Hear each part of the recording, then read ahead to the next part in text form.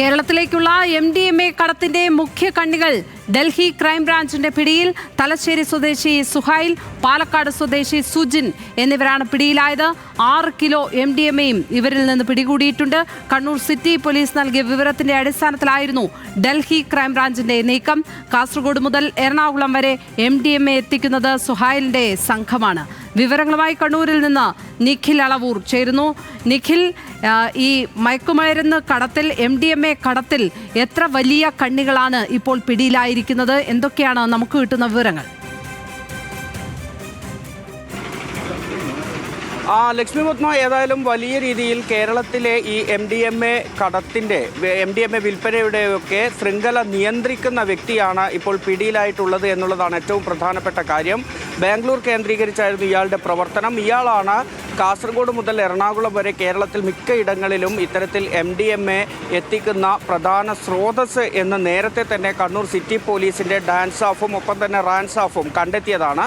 ഇവർ കുറേ കാലങ്ങളായി ഇയാളെ നിരീക്ഷിച്ച് വരികയായിരുന്നു. പക്ഷേ ഇയാൾ ഈ പല സ്ഥലങ്ങളിലേക്ക് മാറി മാറി പോകുന്നതിനാൽ പിടികൂടാൻ സാധിച്ചിരുന്നില്ല. അതിനിടയിലാണ് തലശ്ശേരി സ്വദേശിയായ സുഹൈല് ഡൽഹിയിൽ ഉണ്ട് എന്നൊരു വിവരം അപ്പോൾ ഈ കണ്ണൂർ സിറ്റി പോലീസിന് ലഭിക്കുന്നത്. തുടർന്ന് ഡൽഹി ക്രൈംബ്രാഞ്ചിനെ ഈ വിവരം അറിയിച്ചു. തുടർന്ന് ഡൽഹി ക്രൈംബ്രാഞ്ച് വസന്തകുഞ്ചിൽ നടത്തിയ റെയ്ഡിലാണ് ഇപ്പോൾ ഇവരെ പിടികൂടിയിരിക്കുന്നത്. ഇവരെ പിടികൂടിയതോടുകൂടി പുറത്തു വരുന്നതും ഞെട്ടിപ്പിക്കുന്ന വിവരങ്ങൾ തന്നെയാണ്. ഡൽഹിയിൽ നിന്നാണ് ഇവർ ബാംഗ്ലൂരിലേക്ക് ഈ മൊത്തമായി ഇത്തരത്തിൽ MDMA ഉൾപ്പെടെയുള്ള വസ്തുക്കൾ എത്തിച്ചുകൊണ്ടിരുന്നത്. നൈജീരിയക്കാരായ ചില ആളുകൾ അവിടെ ഇത് നിർമ്മിക്കുന്നുണ്ട്. ആ നിർമ്മിക്കുന്ന ആളുകളിൽ നിന്ന് തന്നെ വാങ്ങി ബാംഗ്ലൂരിലെത്തിക്കുകയും ബാംഗ്ലൂരിൽ നിന്ന് പിന്നീട് ഈ ചെറുകിട വിൽപ്പനക്കാർ നൽകുകയുമാണ് സുഹൈലിൻ്റെ രീതി എന്നാണ് പറയുന്നത്. ഒപ്പം തന്നെ വിദേശ രാജ്യങ്ങളിൽ നിന്നും ഡൽഹിയിലേക്ക് ഇയാൾ ഇത്തരത്തിൽ ഈ MDMA ഉൾപ്പെടെയുള്ള സാധനങ്ങൾ എത്തിക്കുകയും അവിടെ നിന്ന് ശേഖരിച്ച് ബാംഗ്ലൂരിൽ എത്തിക്കുകയും ചെയ്യുന്നു എന്നുള്ളതാണ്. നേരത്തെ കാസർഗോഡും കണ്ണൂരും ഒപ്പം തന്നെ മലപ്പുറത്തുമായി MDMA കടത്ത് കേസിൽ പിടിയിലായ ആളുകളിൽ നിന്നാണ് സുഹൈലിനെ കുറിച്ച് വിവരം ലഭിച്ചത്.